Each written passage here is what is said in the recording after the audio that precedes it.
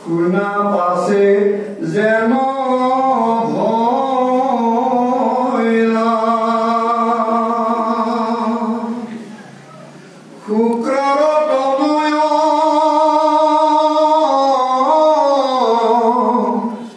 কামে বশ্য হোৱা আপোনাৰ গৃহে গ'লা। সেই সময়ত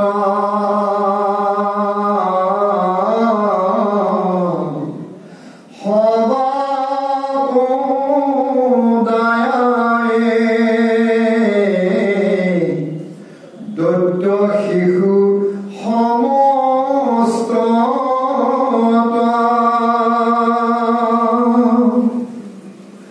মহাপুণ্যৱন্ত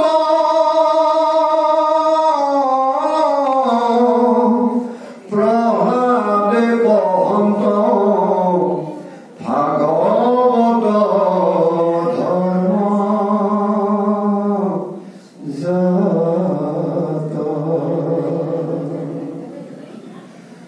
দুৰ্লভ মনুষ্য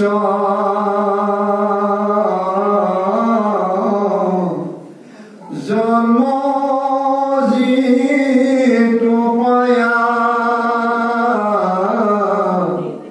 বুদ্ধিমন্ত যেবে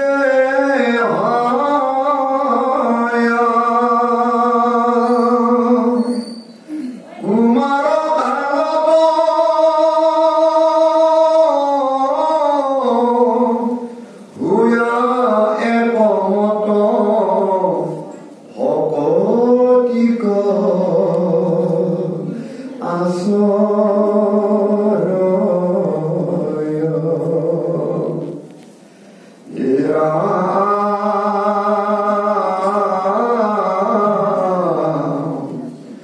মনুষ্য জনমে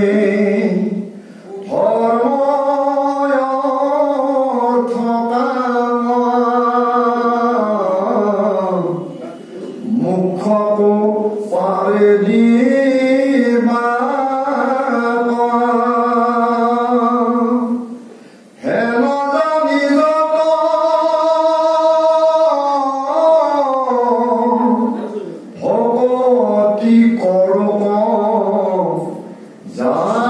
ইচ্ছা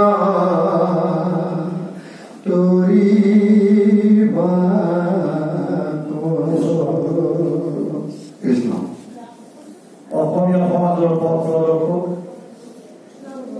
এক শৰণ হৰিনাম ধৰ্মৰ ভেটি প্ৰস্থাপক, নৱ বৈষ্ণৱ যুগৰ প্ৰৱৰ্তক জগতগুৰু শ্ৰীমন্ত শংকৰদেৱৰ শ্ৰীচৰণ প্ৰণিপাত জনাই জহৰ লাল কংকৰ কাল নন্দৰ নন্দন উদ্ধৱৰ বন্দন গোপীৰ মন দৈৱকীৰ ধন ভগৰ গোপাল আৰু ভকতৰ কৃপাস্বৰূপ সৰ্বজ্ঞ সৰ্বব্যাপ্ত সৰ্বাশ্ৰয়ী সৰ্বশক্তিমান পৰম পুৰুষ পৰম আনন্দ পৰম ঈশ্বৰ পৰম কৃপালু ভগৱান কৃষ্ণৰ বাংময় স্বৰূপ শ্ৰীমদ ভাগৱতৰ সাষ্টাংগিক প্ৰণাম জনাই বৈকুণ্ঠৰ কল্পতৰু নাম বস্তুভাগক আৰোগ্য কৰি দেৱৰ দুৰ্লভ নৰতনুধাৰী আজিৰ বৈকুণ্ঠ নামৰ উপবিষ্ট তথা উপস্থিত পৰম শ্ৰদ্ধাৰ বাল বান্ধৱ আই মাতৃ যুৱক যুৱতী প্ৰমুখ্যে শিশুসকলৰ শৰীৰত নিৰ্বিৰাজ দিব্য আত্মাক অন্তৰৰ আশীৰ্বাদ জনাই বিষ্ণু বৈষ্ণৱৰ কথাৰে সমৃদ্ধ ভক্তি জ্ঞান আৰু বৈৰাগ্য বৰ্ধনকাৰী শ্ৰীমদ ভাগৱতৰ কিছু চৰ্চা কৰিবৰ বাবে আগবাঢ়িছো। জয় জয়তে যিসকল উদ্যোক্তাৰ উদ্যোগত তথা ভক্তপ্ৰাণ ৰাইজৰ দান বৰঙণি দ্বাৰা আজিৰ এই অনুষ্ঠান ভাগ অনুষ্ঠিত হৈছে সেই সকলো শ্ৰী চৰণত আমি আমাৰ শ্ৰদ্ধা প্ৰাৰ্থনা জনাইছো। আপোনালোকে ভকত বৈষ্ণৱ নিমন্ত্ৰণ কৰি আনি প্ৰভু ভগৱন্তৰ লীলাসমূহ শ্ৰৱণ কীৰ্তন কৰাৰ যি সুবিধা কৰি দিছে যুৱ ধৰ্মৰ ফালৰ পৰা ইয়াক শ্ৰেষ্ঠ কৰ্ম বুলি অভিহিত কৰিছে। ব্যাসদেৱে ভাগৱতত লিখিছে কৃতেয়তে ধ্যায়াত বিষ্ণু ত্ৰেতায়াম যজতে মক্ষে দ্বাপরে পরিচর্যায়াম কলৌতদ হরি কীর্তনা 12:3-52 সংস্কৃত ভাগবত দ্বাদশ স্কন্ধ 3য় অধ্যায় 52 নম্বর শ্লোক কৰিছে মহাপুৰুষ মাধৱদেৱে তেওঁৰ অনবদ্য গ্ৰন্থ নামঘোষা যুগ ধৰ্ম নিৰ্ণয় 399 পদ যোগা মাধৱ পুৰুষে লিখিছে সত্য যুগে ধ্যান ত্ৰেতা যুগে যজ্ঞ দ্বাপৰ যুগত পূজা কলিত হৰিৰ কীৰ্তন বিনাই আওৰ নাইকে পূজা বৰ্তমান সময়ত আমি প্ৰত্যেকজন মানুহ যিকোনো কাৰণত বিষাদগ্ৰস্ত হৈ আছো দুখত ভুগি আছো ইয়াক শাস্ত্ৰত 3টা ভাগ কৰিছে কিছুমান কষ্ট আমি দৈব্যৰ কাৰণে পাওঁ দৈব্য বখত যেনে ধুমুহা আহিল বৰষুণ আহিল ভূমিকম্প আহিল খৰ মাৰিলে বহুত গৰম হ'ল বিভিন্ন দৈব্য বখত যিমানবিলাক কষ্ট আমি জীৱনত ভোগ কৰিবলগীয়া হয় শাস্ত্ৰই তাক নামাঙ্কিত কৰিছে আধি দৈবিক তাপ আধি শব্দটোৱে ৰিলেটেড বুজায় সম্বন্ধীয় বা সম্পৰ্কীয় দৈবিক সম্পৰ্কীয় যিমানবিলাক কষ্ট আমি জীৱনত পাইছো পাবলগীয়া হৈছে শাস্ত্ৰই তাক নামাঙ্কিত কৰিছে আধি দৈবিক তাপ কিছুমান কষ্ট আমি প্ৰাণীৰ কাৰণে পাওঁ যিকোনো প্ৰাণীক ভূত বুলি কোৱা হয় যেনে গুৰুজনাই কীৰ্তনত লিখিছে সমস্ত ভূতত ব্যাপী আছো মই হৰি সবাকো মানিবা তুমি বিষ্ণু বুদ্ধি কৰি এই ভূত মানে সমস্ত প্ৰাণী কেতিয়াবা কেতিয়াবা আমাৰ কষ্টবিলাক বা দুখবিলাক প্ৰাণীৰ কাৰণে পাবলগীয়া হয় কুকুৰে কামুৰিলে মেকুৰীয়ে আচৰিলে সাপে কুটিলে মানুহে মানুহক কষ্ট দিলে মানুহক কেতিয়াবা কষ্ট দিয়ে আজি প্ৰায় 1.5 বছৰমান আগত পেহেলগাঁৱত প্ৰায় 27 জন নিৰপৰাধী মানুহ কাশ্মীৰী উগ্ৰবাদীয়ে মাৰি দিছিল যে মানুহে মানুহক দিয়া কষ্ট আমাৰ জীৱনতো বিভিন্ন ধৰণৰ তেনেকুৱা কষ্ট আহে ভূত বা প্ৰাণীৰ পৰা যিমানবিলাক কষ্ট আমি পাওঁ তাক শাস্ত্ৰই নামাঙ্কিত কৰিছে আধি ভৌতিক তাপ ভূত শব্দটোৰ পৰা ভৌতিক হৈছে কিছুমান আছে আধ্যাত্মিক তাপ 2 ধৰণৰ ভাগ কৰিছে এক হৈছে শাৰীৰিক বিভিন্ন অসুস্থতাৰ কাৰণে আমি কষ্ট পাওঁ বা দুখ কষ্ট ভোগ কৰিছো আৰু আটাইতকৈ মাৰাত্মক হৈছে বৰ্তমান সময়ত মানসিক তাপ সৰু ল'ৰা ছোৱালীৰ পৰা বুলি মৃত্যুৰ দুৱাৰ দলিত থিয় হৈ থকা বৃদ্ধ এজনলৈকে প্ৰায়বিলাক মানসিক চাপত ভুগি আছে টেনচন বুলি যাক আমি কওঁ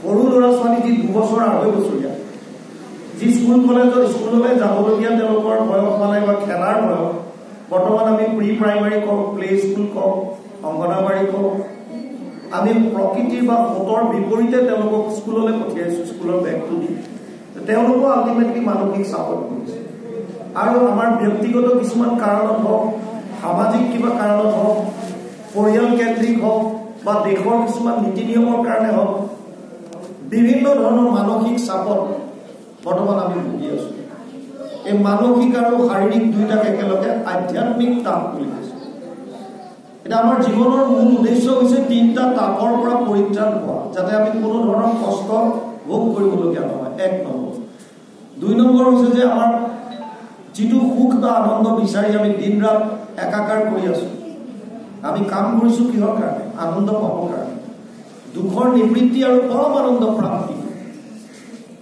আৰু তৃতীয় হৈছে মানুহৰ জীৱন পাইছো যেতিয়া এই জীৱনটো যাতে আমি সফল কৰিব পাৰো গতিকে এইকেইটাৰ কাৰণে এই তিনিওটাকে একেলগে কল্যাণ বুলি কৈছো মানুহে আমি জীৱন কল্যাণ কেনেকৈ কৰিব পাৰো 3টা তাপৰ পৰা পৰিত্ৰাণ পাব পৰা যদি কলি যুগত উপায় কিবা আছে পৰম আনন্দ লাভ কৰিব পৰা যদি কিবা উপায় আছে পৰম গতি লাভ কৰিব পৰা যদি উপায় কিবা আছে তেতিয়াহ'লে সেয়া হৈছে কলি যুগত কেৱল কৃষ্ণত একান্ত শৰণ আৰু ভকতৰ সংগত তেওঁৰ লীলাসমূহৰ শ্ৰৱণ কীৰ্তন সেইকাৰণে সকাম বা নিষ্কাম যিয়ে নহওক কিয় যিসকলে এনেকৈ ভকত বৈষ্ণৱ একত্ৰিত হৈ প্ৰভু ভগৱন্তৰ লীলাসমূহ শ্ৰৱণ কীৰ্তন কৰাৰ সুবিধা কৰি দিয়ে উদ্যোগ লয় সেইসকল শ্ৰদ্ধাৰ পাত্ৰ সেৱাৰ যোগ্য সেয়া আমি পুনৰবাৰ পাণ্ডু প্ৰাথমিকৰ সমস্ত সেৱক সেৱিকাৰ শিশুসকলক আমাৰ শ্ৰদ্ধা প্ৰাৰ্থনা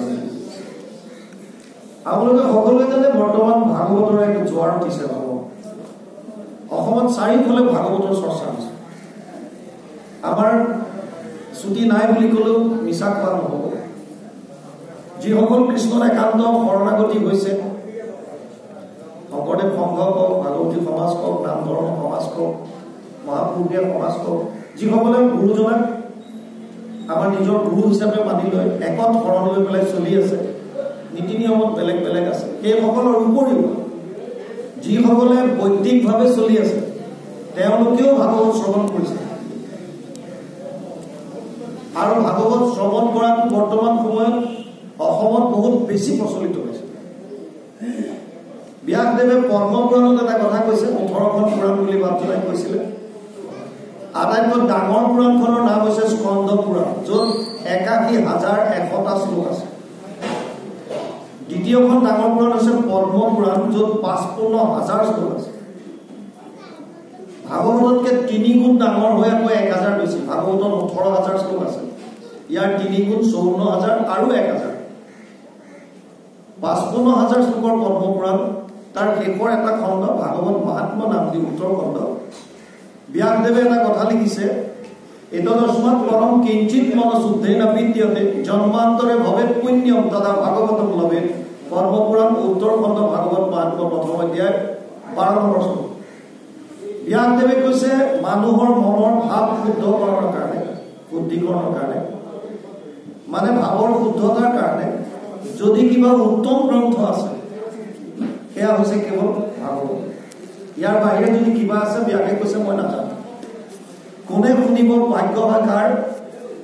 ব্যাসদেৱে কৈছে জন্মান্তৰে ভৱেৎ পুণ্যম, বহুত জন্মৰ যাৰ পুণ্য সঞ্চিত হ'ল তেওঁহে ভাগৱত শুনাৰ সৌভাগ্য হ'ল।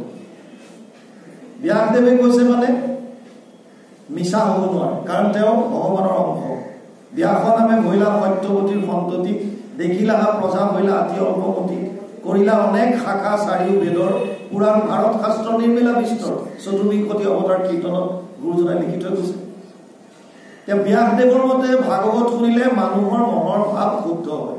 এইটো পইণ্ট প্ৰথমতে বুজিব। দ্বিতীয় কথা হৈছে যে আমি জীৱনত যিমান কৰ্ম কৰোঁ ৰাতিপুৱাৰ পৰা ৰাতিলৈকে, প্ৰত্যেকটো কৰ্ম আমাৰ কেৱল ভাৱৰ প্ৰতিস্ফলন। মানে যাৰ যেনেকুৱা ভাৱ ই তেনেকুৱা কৰ্ম কৰিছে, ইয়াত কোনো দ্বিমত নাই। যাৰ যেনেকুৱা ভাৱ, আপুনি যিকোনো কৰ্ম কৰাৰ আগত মনলৈ এটা ভাৱ আহে, যাৰ যেনেকুৱা ভাৱ সি তেনেকুৱা কৰিছে। বেয়া ভাৱ আহিছে যদি বেয়া কৰ্ম কৰিছে, ভাল ভাৱ আহিছে যদি ভাল কৰিছে। এতিয়া ব্যাসদেৱৰ মতে যোনে ভাগৱত শ্ৰৱণ কৰে তেওঁলোকৰ মনৰ ভাৱ শুদ্ধ হ'ব। আৰু বৰ্তমান সময়ত অসমত ভাগৱত বহুতে শ্ৰৱণ কৰিছে। তাৰ মানে মেক্সিমাম মানুহৰ মনৰ ভাৱ শুদ্ধ হ'ব। আৰু যদি মনৰ ভাৱবিলাক শুদ্ধ হয় তেতিয়াহ'লে সমাজত কোনো ধৰণৰ অপকৰ্মবিলাক হ'ব নালাগে। চোৰ ডকাইত ধৰ্ষণ লুণ্ঠন হিংসা দেশ এইবিলাক থাকিব নালাগে, কাৰণ আমি ভাগৱত শ্ৰৱণ কৰিছোঁ, আমাৰ মনৰ ভাৱ শুদ্ধ হৈ গ'ল। কিন্তু যদি আমি সমাজলৈ চাওঁ এতিয়াও আমাৰ মাজত ঈৰ্ষা আছে, দ্বেষ আছে। আমাৰ গাঁৱৰে বা চুবাটোৰ বা চুবুৰীটোৰ বা ৱাৰ্ডৰ কোনোবা এগৰাকী যদি অকণমান কিবা এটা বিষয়ত আগবাঢ়িছে, কোনোবা আমি জ্বলিছোঁ তাৰ কাৰণে, কোনোবাই ভালকৈ দিহা নাম গাব পাৰিছে, কোনোবাই ভাবিছে তাই চবতে সুবিধা পায় মই নাপাওঁ, কেনেকৈ আমি ভৰিত ধৰি পিছলৈ টানো। ঈৰ্ষা দ্বেষবিলাক এৰোৱা নাই। কিন্তু ভাগৱতো শুনি আছোঁ, খেলি মেলিটো ক'ত আছে? ভাগৱত শুনিলে মনৰ ভাৱ শুদ্ধ হ'ব, কিন্তু ভাৱ শুদ্ধ হোৱা নাই। এতিয়াও ঈৰ্ষা আছে, দ্বেষ আছে, ধৰ্ষণ হৈ আছে, লুণ্ঠন হৈ আছে। এতিয়াও আইসকল 12টা-1টা বজাত অকলে ওলাই যাবলৈ ভয় কৰে। কিয়? তাৰ মানে ভাগৱত যদিও আমি শুনিছোঁ, ভাগৱতৰ প্ৰভাৱ আমাৰ কৰ্মক্ষেত্ৰত এতিয়ালৈকে পৰা নাই। গতিকে ধৰ্ম এটা বাটেদি গৈ আছে আৰু ৰেলৱে চিৰি দুডালৰ দৰে, ট্ৰেকৰ দৰে এফালে ধৰ্ম গৈছে, এফালে কৰ্ম গৈছে। এই দুটাৰ মিল হোৱা নাই, পেৰেলিলি আগবাঢ়ি আছে। কিয় হৈছে তেনেকুৱা? ব্যাসদেৱেতো মিছা কোৱা নাই, আৰু আমি শুনিছোঁ এইটো মিছা নহয়। প্ৰত্যক্ষভাৱে শুনাটো পিছ কথা। এতিয়া আপোনালোক আহি পাওঁতে ক'লে যে আমি আপোনাক মোবাইলত শুনি আছোঁ। আমি য'লে যাওঁ প্ৰায় মানুহ দূৰ দূৰৰ পৰা তেনেকৈ আহে, 10-15 কিলোমিটাৰৰ পৰা মানুহ অহাও আমি পাইছোঁ। বহুত দূৰৰ পৰা আহি পেলাই কয় যে আপোনাক আহিব বুলি গম পালোঁ, মোবাইলত চাই আহিছিলোঁ, সেইকাৰণে আপোনাৰ পৰা ডাইৰেক্ট শুনিবলৈ আহিলোঁ। তাৰমানে শুনিটো চবেই আছে, তথাপিতো আমাৰ ভাৱ শুদ্ধ হোৱা নাই। এতিয়া খেলি মেলিটো ক'ত আছে? 1 নম্বৰ কথা, যেনেকৈ আমি শ্ৰৱণ কৰিব লাগে হয়তো তেনেকৈ শ্ৰৱণ কৰা নাই। 1 নম্বৰ কথা। 2 নম্বৰ কথা হৈছে যাৰ পৰা ভাগৱত শুনিছে আমিবিলাকৰ পৰা, আমি হয়তো ভাগৱতৰ তত্ত্বসমূহ শ্ৰোতাৰ হৃদয় স্পৰ্শ কৰি সোমোৱাই দিয়াত বিফল হৈছোঁ। আমি হয়তো কৰা নাই। 3 নম্বৰ কাৰণ হ'ব পাৰে, যদিও ইমান ভাগৱতৰ প্ৰচলন হৈছে, এতিয়াও এটা চামে নিশ্চয় নিজকে চাগে ভাগৱত শুনাৰ পৰা আঁতৰাই ৰাখিছে। কাষতে হৈ আছে কিন্তু মোৰ শুনিবলৈ ইচ্ছা নাই।